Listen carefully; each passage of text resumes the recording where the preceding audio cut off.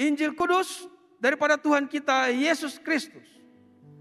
Menurut Injil Markus pasal yang pertama ayat yang ke-40 hingga 45. Kepada Tuhan Yesus. Injil Markus pasal yang pertama ayat yang ke-40.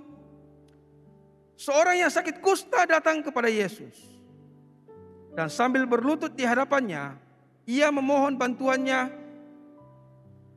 Katanya, "Kalau engkau mau, engkau dapat mentahirkan aku." Maka tergeraklah hatinya oleh belas kasihan. Lalu ia mengulurkan tangannya, menjamah orang itu dan berkata kepadanya, "Aku mau, jadilah engkau tahir." Seketika itu juga lenyaplah penyakit kusta orang itu, dan ia menjadi tahir. Segera ia menyuruh orang itu pergi dengan peringatan keras. "Ingatlah, janganlah engkau memberitahukan apa-apa tentang hal ini kepada siapapun. Tetapi pergilah, perlihatkanlah dirimu kepada imam, dan persembahkanlah untuk pentahiranmu persembahan yang diperintahkan oleh Musa sebagai bukti bagi mereka." Tetapi orang itu pergi memberitakan peristiwa itu dan menyebarkannya kemana-mana, sehingga Yesus tidak dapat lagi terang-terangan masuk ke dalam kota. Ia tinggal di luar, di tempat-tempat yang sepi. Namun orang terus datang kepadanya dari segala penjuru. Demikianlah Injil Kristus. Terpujilah Tuhan Yesus. Di dalam hadirat Tuhan, marilah kita berdoa. Bapa Tuhan, kami bersyukur kerana Engkau memberikan masa ini untuk kami semua untuk menyembah-Mu. Biarlah Engkau menyediakan hati kami untuk mendengar firman-Mu. Biarlah perkataan yang keluar daripada mulut hamba-Mu dan juga renungan hati kami bersama memuliakan nama-Mu yang besar. Dalam nama Tuhan Yesus Kristus kami berdoa. Amin. Sila duduk.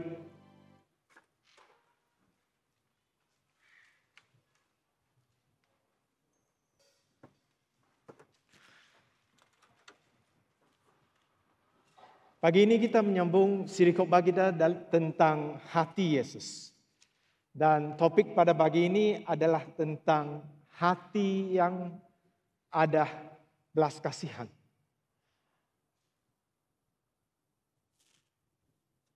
Belas kasihan ini sebenarnya adalah sesuatu perasaan ya dalam hidup kita. Kita mau memulakan tentang belas kasihan ini tentang satu fahaman yang penting, yaitu rasa belas kasihan itu adalah sesuatu yang dicipta dan diberikan Tuhan kepada setiap kita. Kerana ini sangat penting ya. Kerana dalam zaman ini level untuk belas kasihan ini sebenarnya sangat rendah ya. Bagi kebanyakan kita rasa belas kasihan ini adalah sesuatu yang tidak begitu ketara dalam hidup kita. Semakin masyarakat menjadi masyarakat yang lebih individualistik.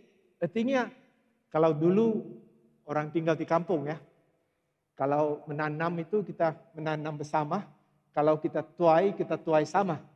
Tetapi kerana semakin masyarakat progres, kita semakin menjadi masyarakat yang lebih bersikap individu. Artinya kita melihat dari segi berseorangan saja. Maka dengan itu sebenarnya rasa belas kasihan yang sebenarnya bersangkut paut dengan identity community itu semakin rendah. Sebab kita semakin melihat kepada dari segi individu kita ataupun tentang diri kita sendiri sahaja. Saya mau memulakan tentang itu sebab kadang-kala kita dalam masyarakat sekarang, kita tertanya-tanya kalau kita fikir tentang belas kasihan ini. Sebenarnya apakah belas kasihan yang dimaksudkan dalam firman Tuhan? Khasnya pada pagi ini tentang belas kasihan Yesus Kristus. Sebenarnya saya nggak mau menerangkan ini dalam perkongsian pada pagi ini. Saya akan memulakan tentang belas kasihan dari segi firman Tuhan. Kemudian pada akhirnya saya akan berkongsi tentang apakah respon kita tentang belas kasihan ini. Dari firman Tuhan sebenarnya khasnya tentang petikan yang tentang belas kasihan Yesus itu tidak banyak ya. Hanya lebih kurang 8 ayat saja yang mengajar tentang ataupun menyentuh tentang belas kasihan Yesus Kristus. Ayat 8 ayat ini bolehlah dibahagikan kepada 2 kategori. Kategori yang pertama ialah petikan yang telah dibaca tadi, yaitu dari Markus pasal yang pertama, ayat 40 sehingga 45. Dan juga daripada Matius pasal 14 ayat 14, Matius pasal 15 ayat 32, dan Matius 20 ayat 32. Dalam kategori ini seperti yang telah dibaca, ianya adalah tentang Yesus nampak seseorang yang sakit ataupun yang buta dan dia menyembuhkannya. Dan dalam kategori ini, kesemua 4 ayat itu ataupun 4 petikan itu yang telah saya kongsi tadi adalah tentang mereka ikut Yesus. Mereka adalah orang yang ikut Yesus. Yesus belas kasihan kepada mereka. Kategori yang pertama. Kategori yang kedua adalah daripada Matius pasal 9 ayat 35 sehingga ayat 38 dan juga Markus pasal 6 ayat 34. Dalam kategori ini adalah di mana Yesus nampak orang ramai dan Yesus berasa belas kasihan kepada mereka. Sebab Yesus kata orang ramai ini adalah seperti domba yang tidak ada gembala. Mari kita melihat petikan daripada Matius pasal yang ke-9 ini. Bermula dari ayat 35. Firman Tuhan berkata, demikianlah Yesus berjalan dari bandar ke bandar, dari pekan ke pekan. Dia mengajar di Samuan dan juga menyampaikan pengkabaran baik tentang kerajaan Allah serta menyembuhkan semua penyakit dan kesakitan. Apabila Yesus melihat orang ramai itu, dia belas kasihan terhadap mereka kerana mereka bimbang dan tidak berdaya. Ibarat sekawan tombah dampah gembala.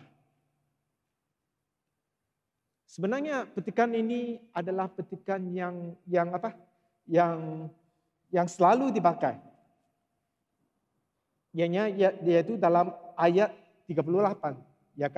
Yesus kata, berdoalah dengan bersungguh-sungguh kepada Tuhan yang empunya tuaian itu supaya menghantar pekerja untuk menuai. Kadang-kala kita melihat ayat 38 ini dan kita tidak melihat ayat sebelum itu. Sebenarnya ianya mengatakan tentang sesuatu, yaitu Yesus berkata dia belas kasihan kepada mereka sebab mereka adalah orang yang tidak mempunyai arah ataupun tidak mempunyai pemimpin. Dalam kesemua ayat yang telah diberikan tadi, perkataan belas kasihan itu dalam bahasa Ori itu adalah tentang perasaan yang mendalam ya di dalam jiwa kita. yang menggerakkan rasa mau melakukan sesuatu untuk orang lain. Ya, yaitu nyanyi adalah sesuatu yang sangat mendalam dalam hidup kita. Ini berlainan dengan fahaman kita biasa ya. Kalau biasanya kita kata rasa belas kasihan itu, dalam bahasa kita kata kasihan. Ya. Maka dalam firman Tuhan, belas kasihan itu adalah sesuatu yang menggerakkan jiwa kita yang mendalam itu.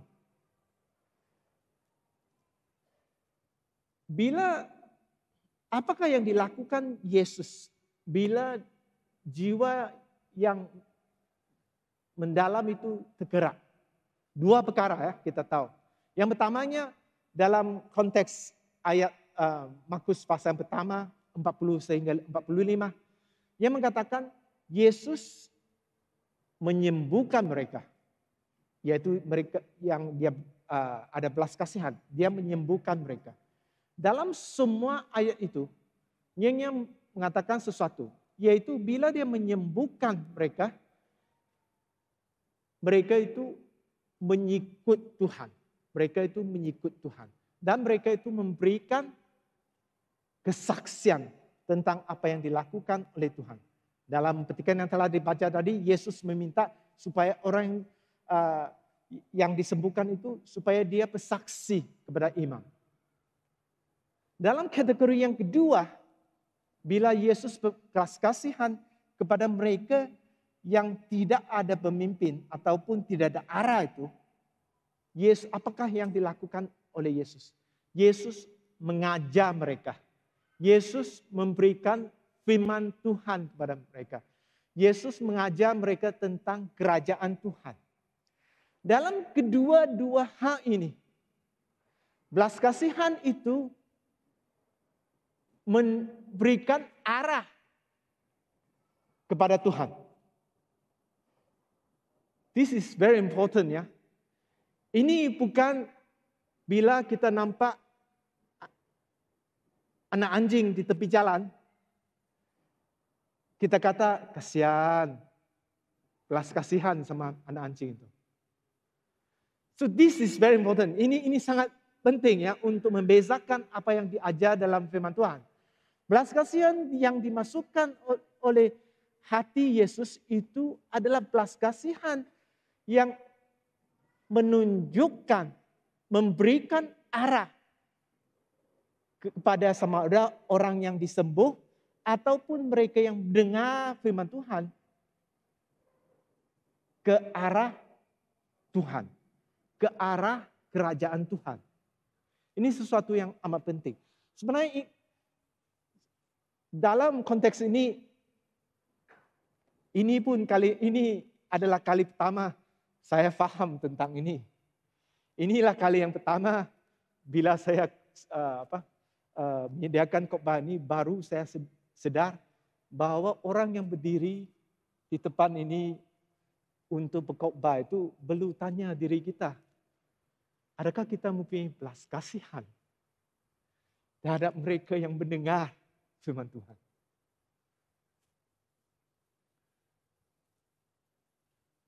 Maka firman Tuhan mengajar tentang ini. Sama ada tentang penyembuhan ataupun pengajaran. Apakah yang menggerakkan hati kita? Apakah yang menggerakkan jiwa kita?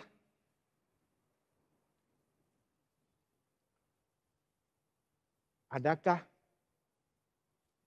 keadaan orang yang mau disembuhkan itu, keadaan jiwanya, rohnya yang menjadi hal penggerak dalam doa kita supaya Tuhan menyembuhkan dia? Adakah bila kita mengajar di sekolah minggu, mengajar di kelompok sel kanak-kanak, adakah kita mempunyai rasa dalam hati kita bahwa jiwa dan roh kanak-kanak ini yang menggerakkan belas kasihan kami supaya mereka ini, anak-anak ini akan mengenal Tuhan Yesus, mengenal kerajaan surga. Supaya orang yang berdoa untuk kesembuhan, supaya orang yang mengajar firman Tuhan, supaya orang yang memimpin sel kanak-kanak memahami bahwa yang paling penting ialah jiwa dan roh yang dilayani.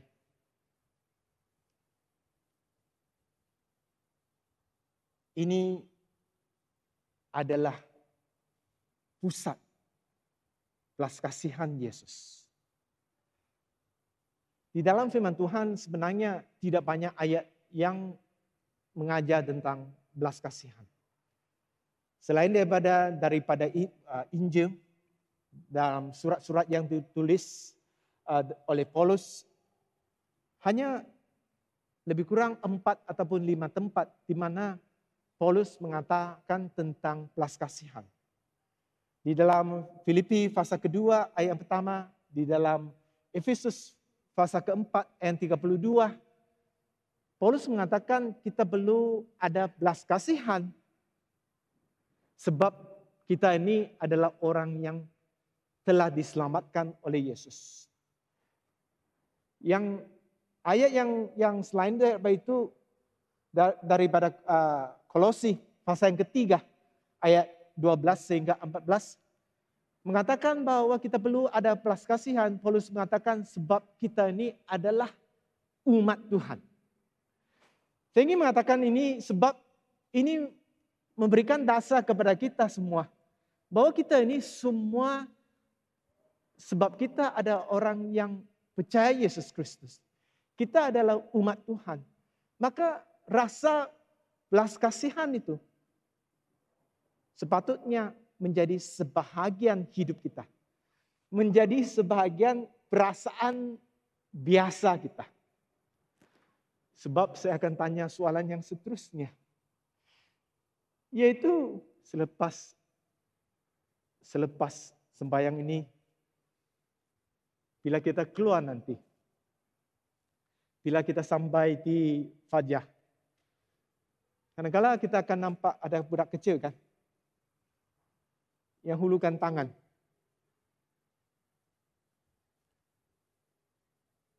Apakah tindakan kita? Saya terus terang dengan kita. Kalau saya pergi ATM di mana-mana bank lah, kadang-kadang ada budak kan yang hulukan tangan. Saya tidak akan pedulikan dan saya akan masuk keluar. Kalau kita perlu hakimi saya, hakimilah saya. Tapi persoalan yang penting bagi semua orang yang percaya Yesus Kristus. Apakah itu definisi? Adakah itu definisi belas kasihan?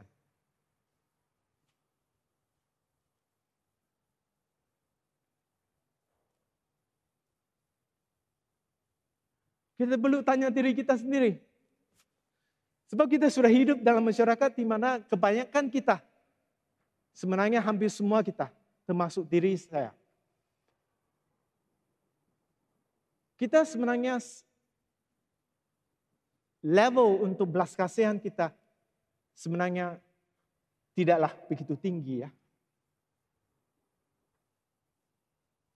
Tetapi apakah sebenarnya bagi kita semua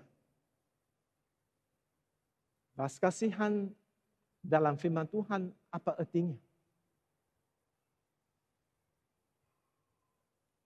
Di dalam Lukas pasal 15 ayat 11 sehingga ayat 32 adalah perumpamaan yang diberikan oleh Yesus tentang anak yang sesat, yaitu tentang dua anak lelaki yang sesatlah. Jadi anak yang keduanya meminta dari bapa ke semua hartanya. Dan kemudian dia memboroskan ke semua hartanya. Dan pada akhirnya dia kembali untuk mencari ayahnya. Dalam ayat 20 dalam Lukas pasal ke-15 itu firman Tuhan berkata, anak itu pun kembali kepada bapaknya. Semasa dia masih jauh lagi, bapaknya nampak dia. Hatinya penuh dengan belas kasihan dan dia berlari menemuinya. Bapaknya memeluk dan menciumnya. Ini adalah satu gambaran bahwa Tuhan menerima kita. Dan dalam ayat ini, dia mengatakan mengapa Tuhan menerima kita orang yang berdosa. Ialah sebab belas kasihannya. Saya ingin mencadangkan bagi kita semua. Untuk kita mempunyai perasaan belas kasihan ini. Kita perlu mengalami semula dari hidup kita. Kasih Tuhan itu. Belas kasihan Tuhan itu. Kasih Tuhan yang dikatakan dalam ayat 20 itu. Semakin lama kita mengenal Yesus, semakin kita tidak merasa belas kasihan Tuhan kepada kita.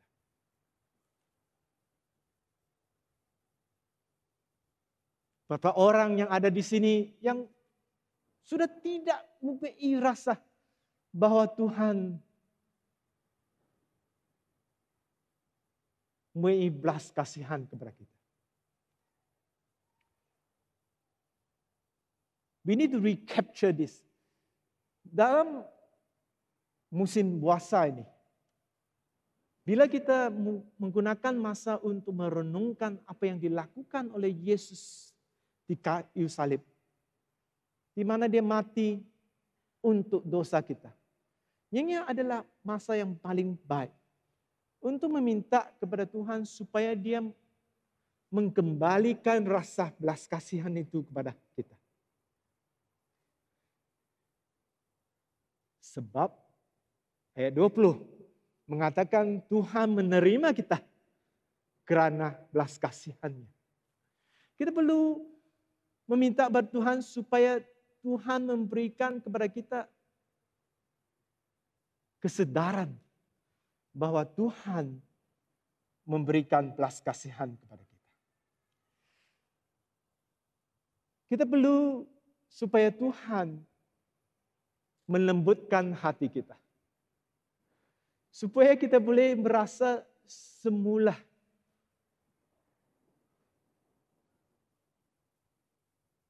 rasa belas kasihan ini.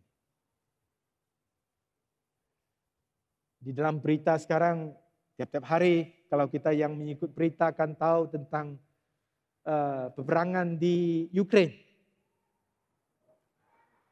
Kita ditunjukkan gambar kesan peperangan. Kita hidup dalam zaman di mana kita disesatkan oleh begitu banyak berita dan juga maklumat. Sehingga bila kita melihat sesuatu yang patut menimbulkan belas kasihan dalam hidup kita, kita tidak rasa apa-apa lagi. We need to ask God to soften our heart. Kita perlu meminta supaya Tuhan melembutkan hati kita semula.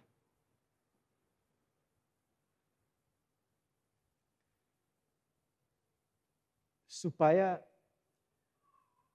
belas kasihan hati Yesus boleh dicontohi oleh kita. Kepada ibu bapa, khasnya ada anak-anak yang kecil, kita perlu menggalakkan anak-anak untuk berasa emosi di sekeliling hidup mereka. Ibu bapa termasuk saya ya, waktu anak saya kecil, bila mereka merasa sesuatu yang beremosi, kita kata, jangan nangis. Nangis untuk apa? We kill off their sense of emotion. Saya bukan kata nangis itu sesuatu yang patut semua anak nangis selalu. Tetapi kadang-kadang sebab kita hidup dalam masyarakat di mana anak yang kecil itu bila dia merasa sesuatu emosi, kita mau hentikan emosinya dengan serta-merta. Kadang-kadang saya pergi ke kedai kopi dan di meja yang sebelah ada ibu bapa yang duduk yang ada dengan anak yang kecil. Kalau dulu anak kecil nangis, kita perlu gendong dia, pujuk dia supaya tidak nangis. Sekarang kalau anak kecil nangis, ibunya hulurkan handphone supaya dia henti kerana ada aktiviti dalam handphone. We numb the emotion. Kita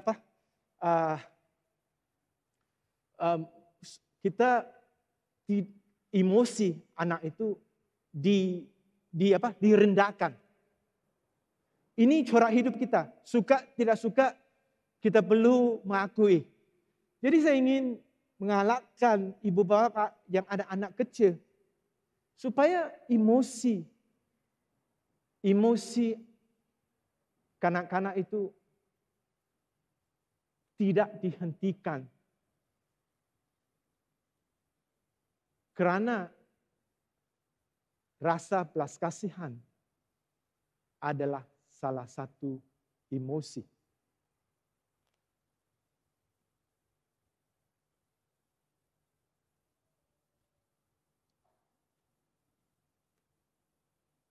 Kadang-kala kalau kita nampak dengan anak kita yang kecil, kita nampak ada orang yang jatuh di tepi jalan. Mama akan cakap dengan anak, jangan tengok, jalan cepat.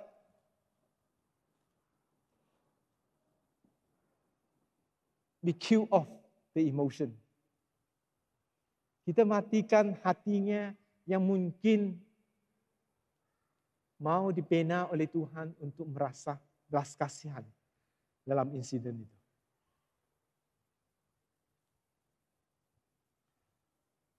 Hal yang terakhir tentang belas kasihan, bagaimana kita boleh capture ataupun menangkap balik belas kasihan ini dalam hidup kita? Adalah bila kita mempunyai rasa belas kasihan terhadap sesuatu, kita perlu melakukan sesuatu untuk respon kepada belas kasihan itu. Saya mengatakan tentang dalam berita sekarang, peperangan di Ukraine. Adakah bila kita nampak berita itu dalam handphone kita nampak anak kecil di Ukraine yang menangis sebab ada bom. Kita flip saja ke page yang seterusnya. Ataupun kita henti. Dan doakan untuk anak-anak dalam peperangan di Ukraine.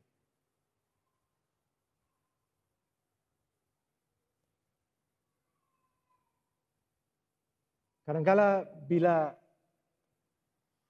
hati kita tergerak dengan emosi belas kasihan itu, kita perlu respon.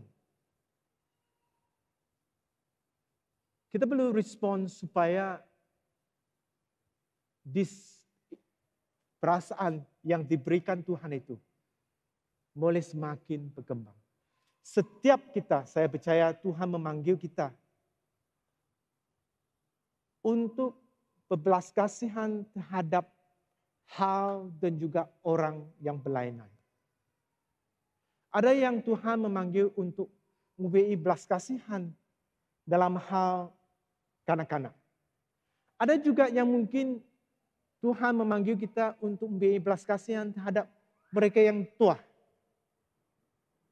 Tapi persoalannya bila hati kita tergerak, kita perlu respon. Tidak semestinya melakukan sesuatu yang besar, tetapi kita perlu respon dulu. Respon kerana pada hakikatnya, bila Tuhan meletakkan perasaan belas kasihan dalam hidup kita, ianya adalah untuk memanggil kita, menunjukkan arah ke Tuhan.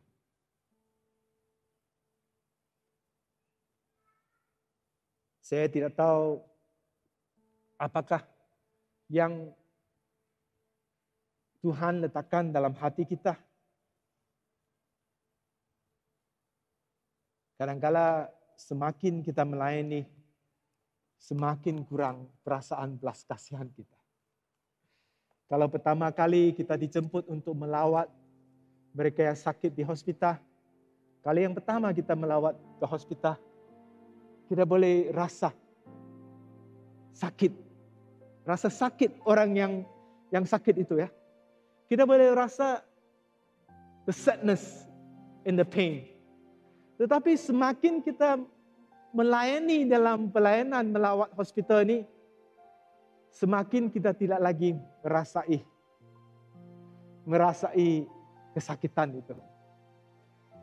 Saya ingin mengatakan ianya adalah sesuatu yang perlu kita minta dari Tuhan dalam musim puasa. Dalam musim puasa ini kita perlu meminta supaya Tuhan mengembangkan sekali lagi belas kasihan dalam hidup kita.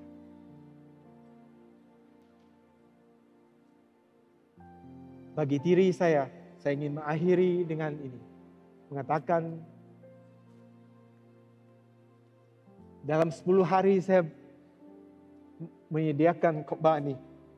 Ini adalah satu struggle bagi diri saya sendiri.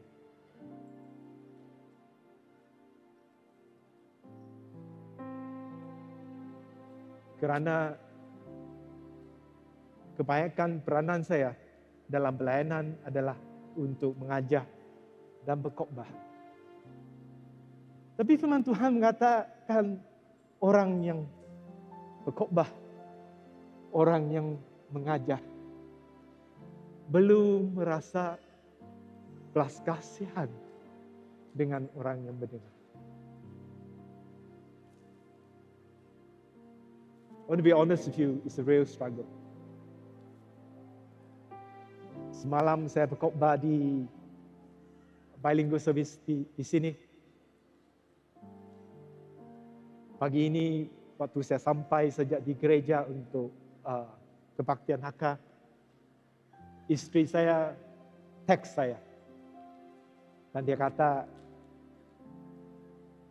adakah kau mempunyai belas kasihan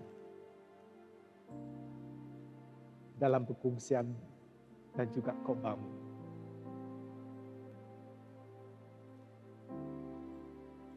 I'm learning, my friends.